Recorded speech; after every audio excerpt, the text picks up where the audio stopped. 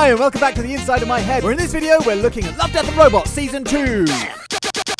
If you have no idea what LDR is, it's a series of short animations, predominantly 3D, that have seemingly no connection to each other in terms of story and character. It's part Animatrix and it's part Twilight Zone, or Outer Limits, or Black Mirror if you want to use a current example. Each episode is a completely separate vision. The only thing they have in common is looking at humanity's relationship with technology, and a couple of them don't even have that, though, and are more supernatural.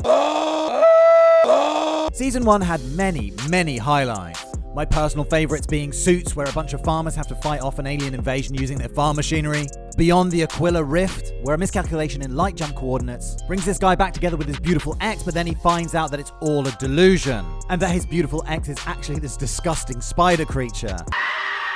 Whether she's benevolent or malevolent is still being debated on forums around the place. Spider creature will eat you. Now spider creature love me! But either way, brilliant ep. Of course, I'm pretty sure it's impossible to like every single one of these episodes, and there were some weaker ones. And even in the case of my very least favorite, which is one called Witness, I still have to admit that style-wise, I've never really seen anything like this. And just to clarify on this one, it's not that I hated the whole thing just for the sake of it. The problem for me was that I figured out the twist a mile off. Like, from minute one, I knew exactly where it was going, and if you know where it's going, then it becomes just style over substance. My one gripe with Season 1 would be that it was trying a little too hard to be adult entertainment, and I like gore and boobs as much as the next guy, but when you start to notice the repetitiveness of it, it starts to feel a little pointless and gratuitous. And rather than making it feel like a mature piece, it actually does the opposite and makes it feel quite puerile. Anyway, let's see if any of this is relevant to Season 2. Episode 1 is called Automated Customer Service. And this is an odd one to open with. It's in a retirement village of the future called Sunset Village, where OAPs are cared for by robotic helpers. And one of the old girls' Hoover bots malfunctions and goes nuts and tries to kill her. And it all escalates until all of the bots are hunting her and her next door neighbor, and it ends. So this would be my first point, not just about LDR, but about short format stuff in general. 20 minutes is really not a long time to flesh out a world, introduce characters, make you care about the characters, put them in jeopardy somehow, and reach a satisfying conclusion. Twilight Zone and Outer Limits sometimes managed to pull this off, sometimes didn't. Same for Black Mirror, actually. And the same goes for LDR, and definitely the same goes for this first ep. The condensed storyline just left me shrugging at the end, like, okay, that was nice. A granny fought with her Hoover bot. Not particularly dramatic, not particularly funny, no particularly cool action, just fine. And therefore it was pretty forgettable. I did really like the character design though. Their droopy faces and saggy skin did look awesome, but that's really the only positive I can dig out of this one. Next up, episode 2, called Ice, looks really nice straight off the bat. Much heavier stylization, which does create a really thick and immersive atmosphere. It's about a family who've just moved to this ice planet as the father has a job as a miner or something. The elder of the two sons is having problems fitting in as he's the only unmodded kid within 10 light years. Being modded is some kind of physical enhancement, but it doesn't go into great detail. The younger brother tries to get him in with his modded friends, and there's a sort of initiation where they venture out onto a lake to get as close as they possibly can to these frost whales, and then run away. So they all take a hit of future crack or whatever it's supposed to be, and off they go, with the younger brother stumbling and hurting his ankle, and the unmodded kid having to pick him up and carry him. And he pulls it off and he's accepted into the group of friends. And look at this whale. It looks amazing, right? And it is, but it's also the best example of what this episode is. A massive mouthful of sheer style over substance. I really did enjoy it visually.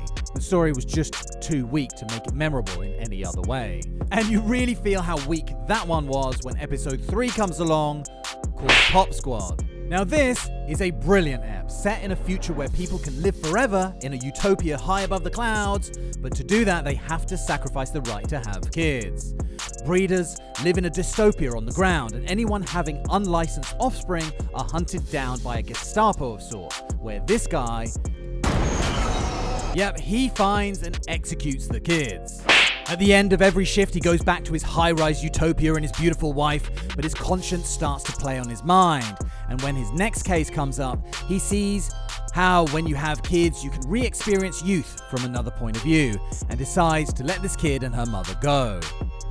I won't give away the ending, but this one succeeds where the other ones fail on a number of fronts. Firstly, an interesting situation. It's this noir world where people take boosters of this blue liquid to prolong their lives. Whether it's this blue chemical that makes you infertile, or whether it's that people have to agree to not breed to prevent overpopulation, I don't think is ever explained, but it's definitely intriguing and really makes me want to know more. Secondly, a compelling character. A guy who realizes that by living forever, you become numb to everything and nothing is new anymore. You become self-absorbed, only having yourself to care about. And he's made to question his position in the world, and I really like this one. Plus, the design elements were awesome but didn't overwhelm the story or characters. This is how it should be done in my book. Now, just as I was thinking that Ep 3 was an amazing bit of 3D animation, Ep 4 comes along, called Snow in the Desert, and it bams it up a notch. Damn! I often forgot that I was looking at animated people here. It's about this albino called Snow in this scorched earth desert world, being hunted by bounty hunters. He rides into town to buy supplies from this guy, and look at this guy, isn't he brilliant and disgusting and cool in equal measure? So anyway, Snow is approached by these bounty hunters who seem like they have no skin, and they blow his arm clean off and are about to kill him before he's saved by this woman. Turns out Snow is a regenerator like Wolverine or Deadpool is, and the arm he just lost is no biggie at all, as it will have grown back in no time. These two slowly fall in love as she tries to talk him into coming with her back to Earth intelligence so she can study his regen abilities, as it could help combat illnesses and basically control immortality. So they head back out to his place in the desert where, before more bounty hunters show up,